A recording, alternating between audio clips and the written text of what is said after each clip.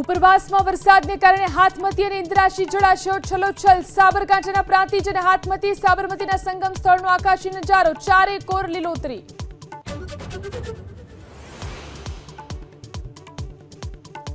ભારે વરસાદને કારણે મિની તરણેતર સમાન કચ્છનો મોટા યક્ષનો મેળો મુલતવી. મંડપ અને સ્ટોલને ભારે નુકસાન. મેળાના ગ્રાઉન્ડમાં ભરાયા પાણી.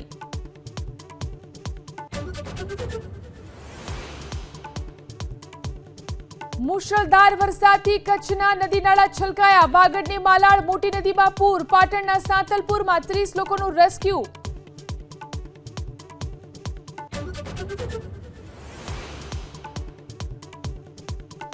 અમદાવાદમાં રિવરફ્રન્ટ પાસે સાબરમતીની સપાટીમાં ઘટાડો. સલામતીના ભાગરૂપે લોઅર પ્રોમિનાડ રખાશે બંધ. ગ્રામ્ય વિસ્તારના લોકોને સાવચેત રહેવાની અપીલ.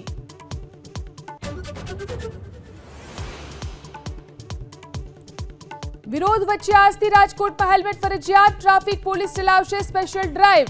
2 વ્હીલર પર હેલ્મેટ ન પહેરનાર લોકો સામે થશે કાર્યવાહી.